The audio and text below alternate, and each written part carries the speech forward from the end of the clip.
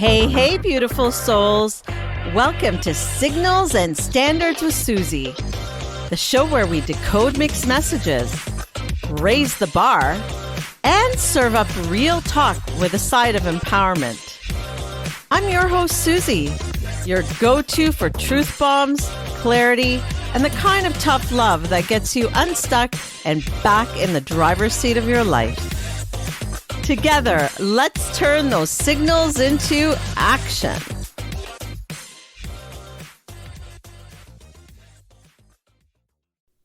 Hey everyone, and welcome back to Signals and Standards with Suzie. I'm so glad you're here with me today. So grab a blanket, pour yourself something warm, and let's settle in for a bit of heart-to-heart. You know, as the days grow shorter and the air gets colder, there's this collective shift we all feel. The holidays come and go, the sunlight fades faster, and suddenly the world around us slows down. It's what many like to call cuffing season. You know, that time of year when people start looking for someone or something to cozy up with to make the winter feel just a little less lonely and cold. But here's the thing. What if this season wasn't about finding someone else to keep you warm, but about learning how to keep yourself warm from the inside out? That's what we're diving into today. Something I like to call your winter wellness reset. This is your chance to shift from surviving to thriving, to use this quieter, cozier season as a moment of reflection, growth, and self-connection. Because winter doesn't have to be something we get through. It can actually be one of the most powerful, transformative times of the year if you know how to embrace it. We'll be talking about how to nurture your emotional and mental health through meaningful rituals. Everything from light therapy to journaling to reconnecting with people who lift you higher. We'll explore how to deal with the seasonal blues, how to choose connection over codependence, and how to use winter's stillness to realign your goals and reset your mindset before the new year. Think of it this way. Winter is nature's way of whispering, slow down, rest, reflect, realign. The trees shed their leaves not because they're dying, but because they're preparing for a stronger bloom. And we can do the same. So whether you're driving home under a snowy sky, curled up on your couch, or tuning in during your morning coffee, stay with me. Because by the end of this episode, you'll not only have a few tools to boost your mood and energy, but you'll see this season for what it really is. An invitation to come home to yourself. This is your time to create warmth, balance, and empowerment, even on the coldest days. Let's make this winter one to thrive through, not just survive. So, what does it really mean to thrive in winter? Because let's be real, when the cold settles in and the days get darker, something in us slows down too. We bundle up, move a little less, and think a little more. The silence of winter can feel peaceful or painfully lonely. And that's why so many of us start reaching for connection in any form we can. Enter what pop culture affectionately calls cuffing season, the time of year when we look for someone to keep us warm, to fill the quiet, to distract us from the stillness. But here's the truth that might change how you see this season. You don't need to be cuffed to survive the cold. You need to be connected, deeply, meaningfully, intentionally. And that connection starts with you. It's within yourself. Dr. David Pride in Winter Wellness, A Guide to Staying Healthy in the Cold Months, reminds us that winter wellness is about cultivating relationships that nourish you, not just romantically, but emotionally, socially, and spiritually. It's about quality over quantity. It's realizing that the warmth you crave isn't found in someone else's arms. It's built from the inside out. Think of it like this. In nature, winter isn't a time of death. It's a time of rest and preparation. Trees shed their leaves, not because they're weak, as we said before, but because they're wise. They let go of what no longer serves them so that come spring, they can bloom even more beautifully. You too, you have the same invitation. Winter isn't the end, it's your reset. So instead of chasing temporary warmth, what if you use this season to build something lasting? Start by nurturing the relationships that feel like home. The friends who check in, the family who loves you for exactly who you are, and yes, the relationship you have with yourself. Because when you shift your energy from, I need someone to get me through this, to, I'm creating a life that sustains me, everything changes. You stop grasping for connection out of fear and start building it out of love. Now let's take self-care. Authentic self-care, not the buzzword version. I'm talking about rituals that remind your body and mind that you're safe, grounded, and worthy of care. Research from different psychology sources show that small, consistent rituals can dramatically improve emotional resilience during the darker months. It could be light therapy, letting the artificial sunrise help regulate your body's rhythm, or cozy morning routines where you sip something warm, stretch, and set one small intention for the day. Or maybe it's journaling, not as homework, but as a form of emotional housekeeping, a place to release what's heavy. And don't underestimate the power of sensory comfort. Some resources speak about coping strategies that emphasize activities that engage your senses, like cooking, music, aromatherapy. They actually ground your nervous system. When you simmer soup, you light a candle maybe, or pull on your favorite sweater. You're not just finding comfort, you're telling your body, I'm here, I'm safe, and I'm cared for. Still, it's okay if some days feel heavier than others. Scientific reports recently highlighted how colder air temperatures can actually impact mood and psychological well-being. So if you felt more tired, foggy, or blue lately, it's not just you, it's biology.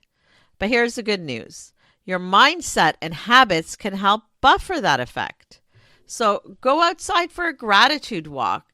Bundle up, breathe in the crisp, cold air, and notice the world. The crunch of the snow, maybe, or the leaves, the stillness of the trees, the rhythm of your steps.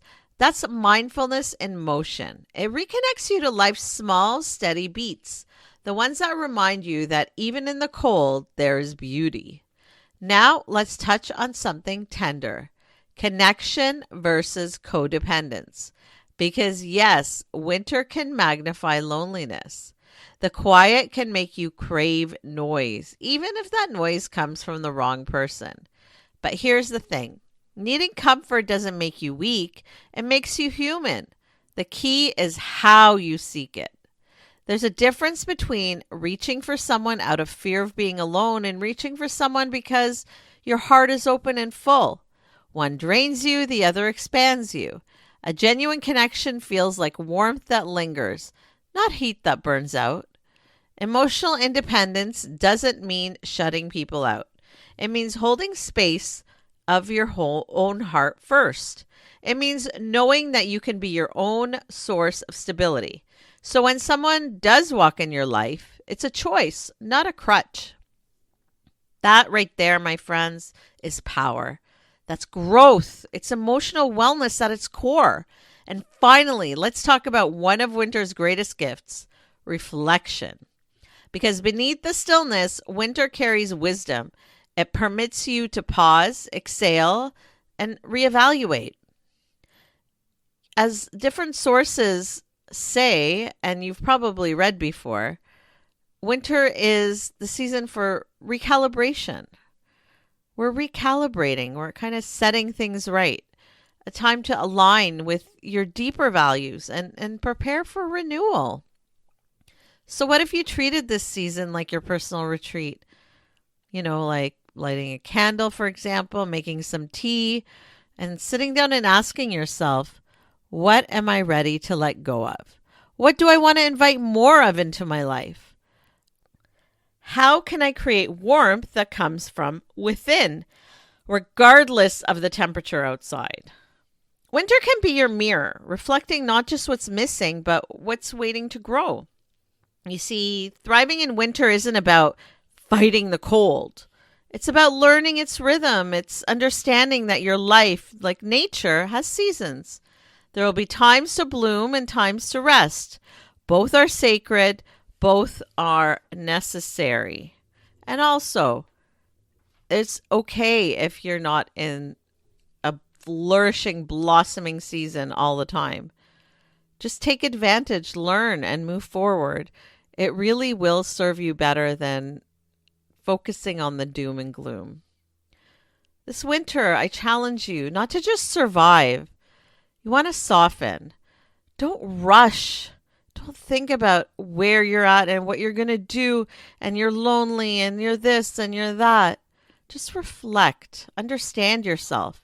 Don't chase anything. Choose thoughtfully and mindfully. Build your inner fire, because when you learn to be your own warmth, you'll never fear the cold again. You actually won't feel lonely. You're not meant to hibernate. You're meant to heal. You're meant to grow. And even in the quiet of winter, your light is still there. It's glowing, it's steady, it's waiting to lead you home. Here's something for you to really sit with. What if this winter, instead of feeling the pressure to chase the next relationship or get through the season, you choose to focus on thriving within yourself?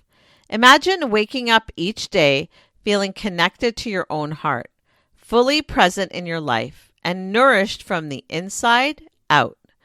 Even if the world outside feels cold or chaotic, think about it like this. Your inner world is a garden. You can't control the frost or the snow outside, but you can tend your soil, nurture your roots, and let your warmth blossom. Each mindful choice, each act of self-care, each moment of reflection is like sunlight breaking through the clouds. It may feel small, but it transforms everything around it. Here's something for you to think about. The relationship you cultivate with yourself is the foundation for every other connection in your life. When you show up fully for you, everything else shifts. Your energy, your presence, your joy, your ability to love others without losing yourself. This season, your heart's most important companion isn't someone else. It's you.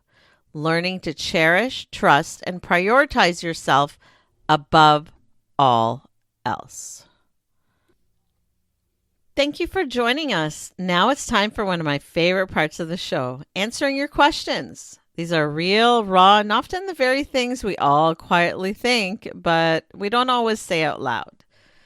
Remember, you can reach out anytime with your questions or message me at powercoachsuzie.com. I'd love to hear from you. So let's dive in. Here's our first question. I feel lonely every winter. How can I stop leaning on others for emotional survival? Oh, that's such a profound and honest question, and one that really hits home for so many of us. Loneliness in winter can feel heavier than at any other time of the year.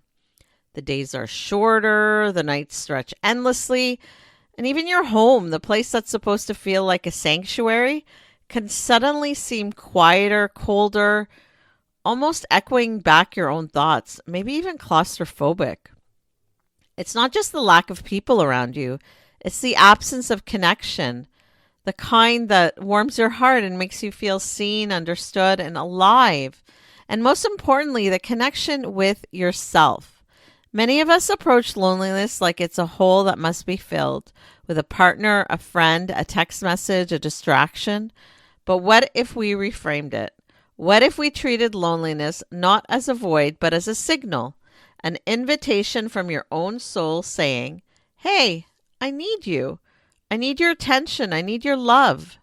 That subtle inner whisper is not a problem to fix. It's guidance. It's pointing you towards self-connection and emotional growth.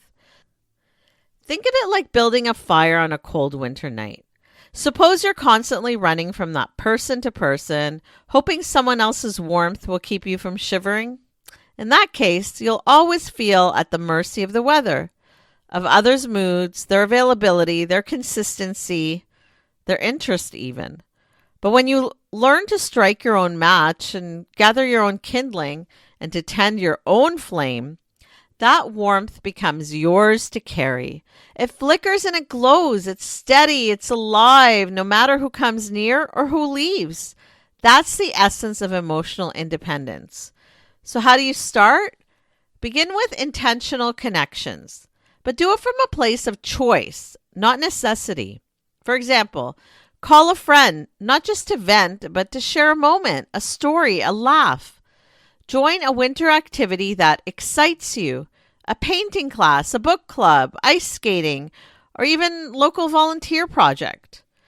These are ways to choose connection rather than chase it. And don't forget self-connection, because that is the foundation for all the rest. Try mindful journaling at night, where you pour your thoughts onto paper without judgment, just noticing what arises. Take what I like to call gratitude walks. Wrap yourself in a cozy scarf, step outside, and pay attention to the subtle beauty around you. The frost on the branches, the quiet crunch of snow underfoot, the stillness that feels almost sacred. Each breath, each observation becomes a thread knitting you back together with yourself. Emotional independence doesn't mean isolation. It doesn't mean shutting people out or pretending you don't want a connection. It means knowing that your peace doesn't crumble when others step away. It's knowing that your sense of belonging doesn't rely solely on someone else's presence or interest. It's a heart learning to sit comfortably in its own company, a soul discovering that it is whole and enough exactly as it is. And here's a beautiful truth. When you nurture this internal warmth, the right connections, those deep, sustaining relationships, start to find their way to you naturally. You're no longer chasing heat that fades. You're glowing from a source that is constant and alive. That's the real gift of winter, a chance to tend your own flame. So when spring comes, you're not just surviving, you're radiating. Here's our second question. I'm overwhelmed with work and life. How can I practice self-care when I don't feel like I have time or energy? Oh, I feel this one because let's be real. Life doesn't pause because we're tired or busy. The emails keep coming. The kids need you. Deadlines loom like storm clouds.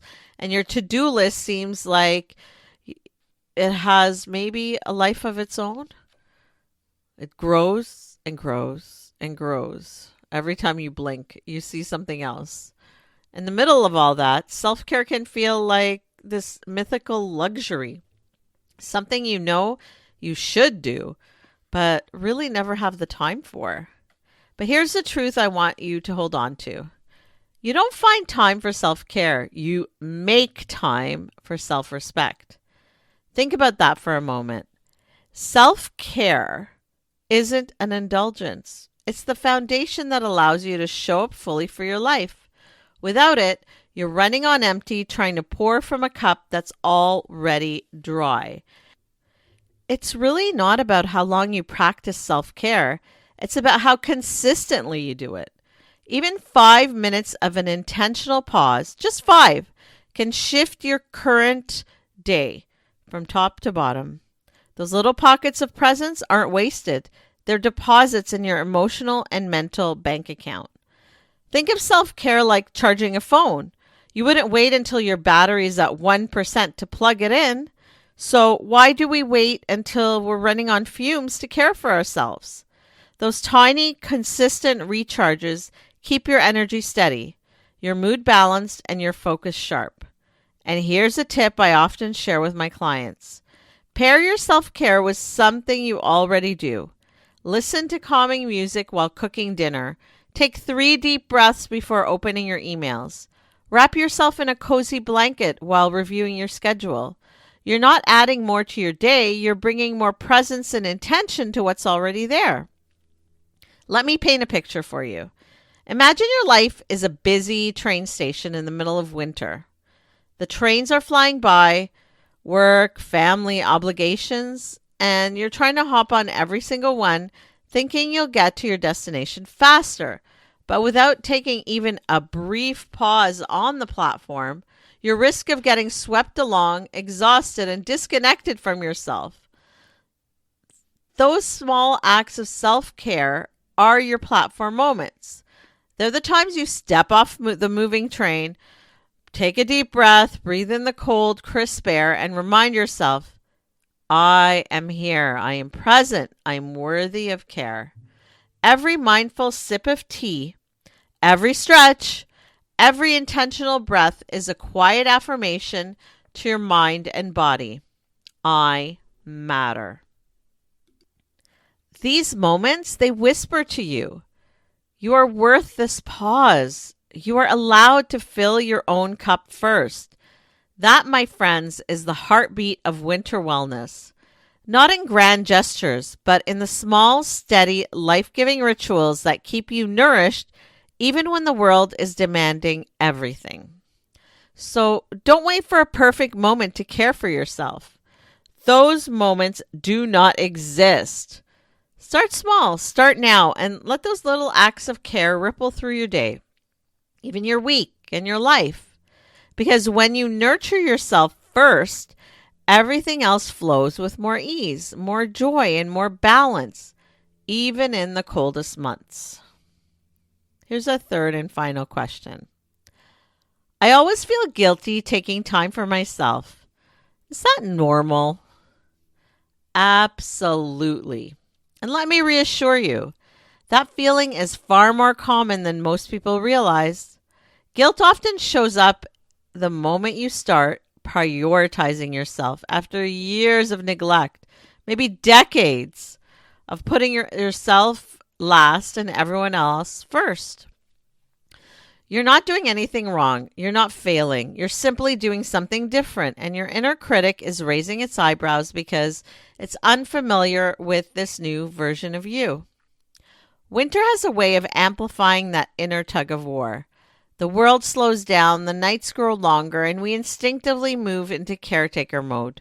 We cook more, we check in more, we give more of ourselves to the people and responsibilities around us, and the holidays or seasonal expectations add to the mix.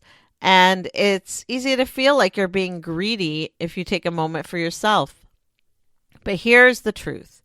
Pouring all your energy into everyone else while leaving your own cup empty is like trying to light a candle at both ends. Eventually, the flame sputters and you're left in the dark. Guilt often creeps in like a cold draft through the crack in the window. It whispers, you should be doing something. You shouldn't rest yet. You're needed. But rest, real intentional rest, is not doing nothing. Rest is doing something sacred. It's repair, recharge, recalibration. It's about rebuilding your emotional and physical resilience so you can show up fully in every area of your life. You cannot pour from an empty cup, and winter is the perfect time to refill it before spring demands your full bloom.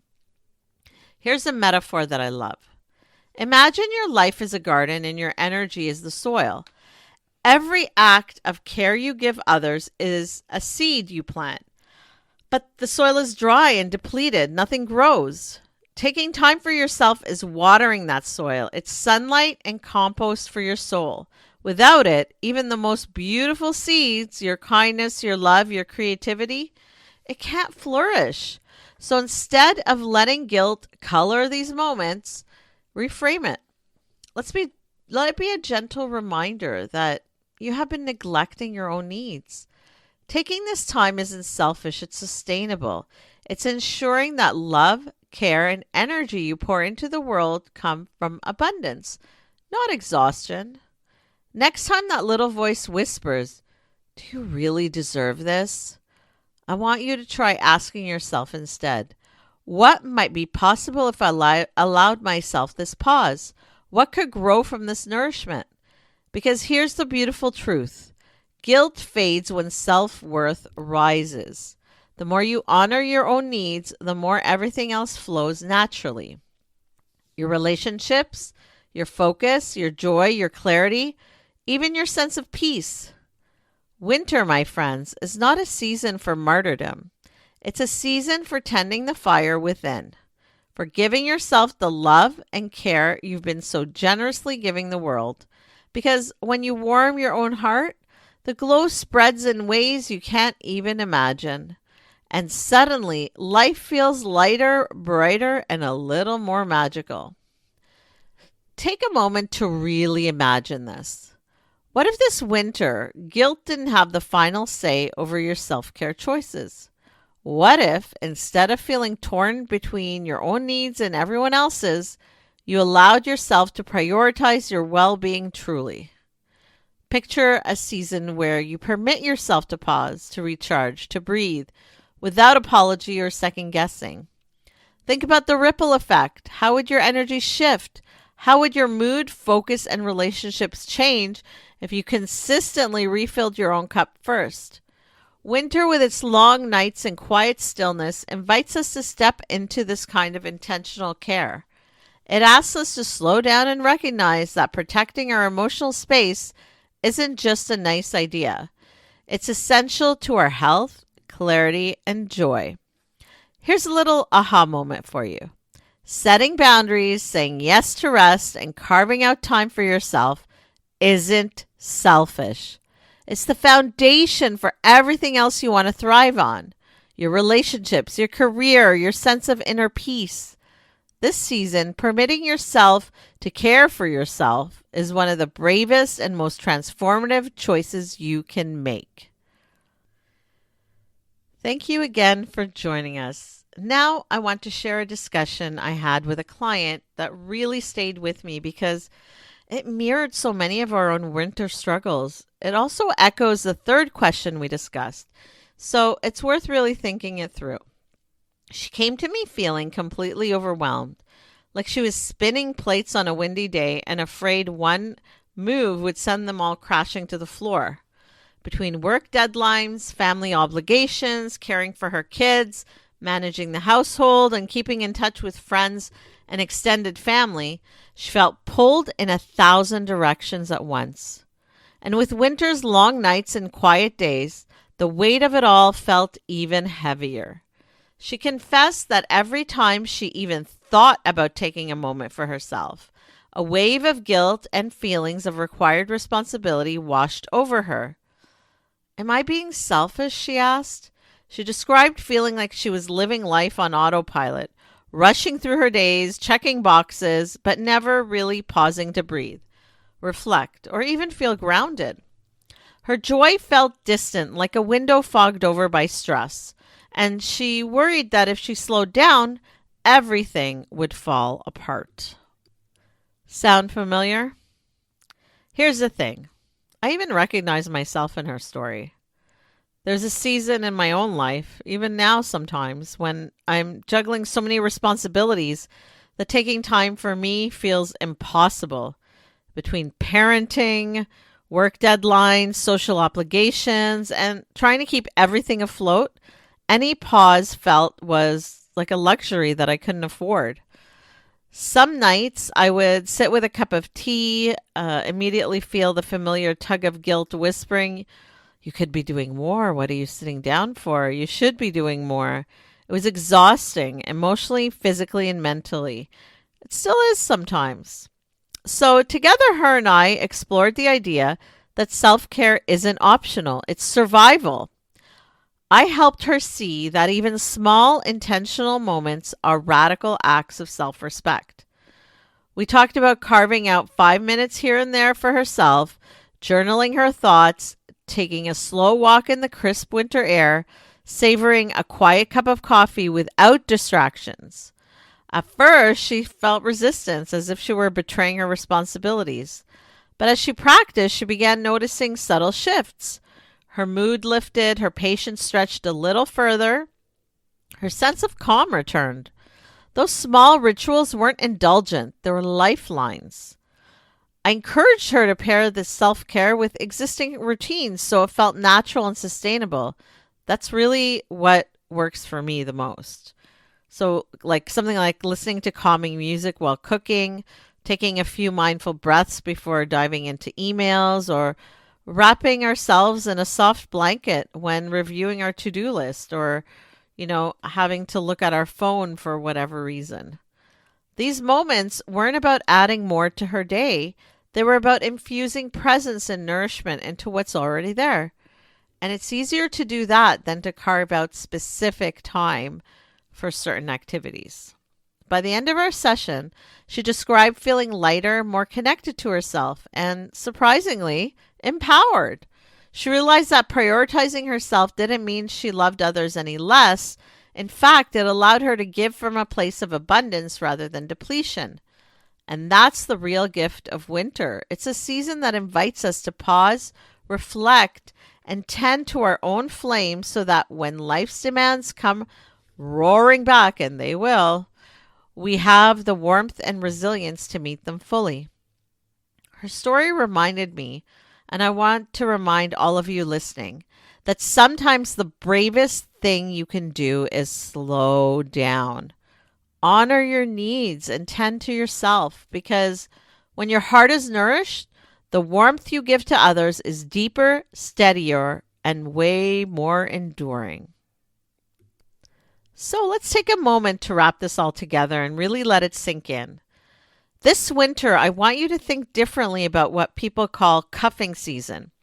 Instead of chasing the next relationship to feel less lonely, redefine it as a season for self-growth and meaningful connections with friends, family, and most importantly, with yourself. Create little rituals that nurture your body and mind, whether it's light therapy to lift your mood, journaling to connect with your thoughts, or cozy morning routines that make you feel cared for. These small acts are influential. They remind your heart and mind that you're worthy of your own love and attention. Don't forget to give your mental health a boost. Mindfulness, gratitude walks, or simply noticing the small joys of winter can help regulate your emotions and protect your well-being. Think of these practices as tools in your emotional toolkit, ready to support you when life feels heavy or the days feel dark, and they will. But you'll be ready for them, right? And when it comes to relationships, choose intentional connection over codependence. Seek out the people who energize you, who respect your boundaries, and who add meaning to your life rather than leaning on someone to fill a void. Emotional independence doesn't mean being alone. It means knowing your peace isn't dependent on anyone else. Finally, use this season's stillness to reflect on and grow. Reevaluate habits, realign goals, and permit yourself to prepare for the new year from a place of clarity and emotional balance. Winter is not just about surviving, it's about intentionally thriving, creating warmth, balance, and empowerment from within so that you enter the next season stronger, calmer, and fully present in your own life. Remember, thriving isn't something that happens, it's a choice. And it starts with how you show up for yourself every single day. Let's take a moment to anchor ourselves with this affirmation. Say it slowly, really letting the words sink in. I am worthy of care and connection. Repeat it with me. I am worthy of care and connection. One more time, deeply, really believe it. I am worthy of care and connection. I'll say it one more time so you can write it down and really let it sink in. I am worthy of care and connection. Now let's reflect on why this matters. Each line of this affirmation is a reminder that your needs, your feelings, your heart are valid. Even during the busy, demanding months of winter, when we pour so much into work, family, and others that we forget the most important relationship is with ourselves.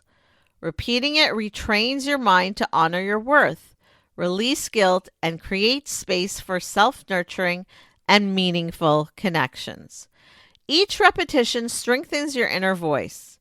The first whispers it, the second claims it, and the third cements it as truth, planting seeds of self-respect, emotional independence, and confidence to show up fully in your life. Let this affirmation guide your choices, boundaries, and presence, because when you truly believe, I am worthy of care and connection, everything else, your relationships, your energy, your joy, they flow from that foundation. Remember, giving yourself this love and permission isn't selfish. It's the first step to thriving in every season of your life. Thank you for being here and stepping into your power with me today. I look forward to seeing you next week for another empowering conversation. You can catch these episodes anytime on my podcast, Signals and Standards with Suzie, available on all your favorite listening platforms. Until next time, cozy up. For daily inspiration and practical advice, find me on social media at Power Coach Suzie. Got questions or ideas for the show? Head to powercoachsuzie.com where you can connect with me, explore the blog, or learn more about what I do. This is Suzie signing off. Until next time, keep reading the signals and never, ever lower your standards.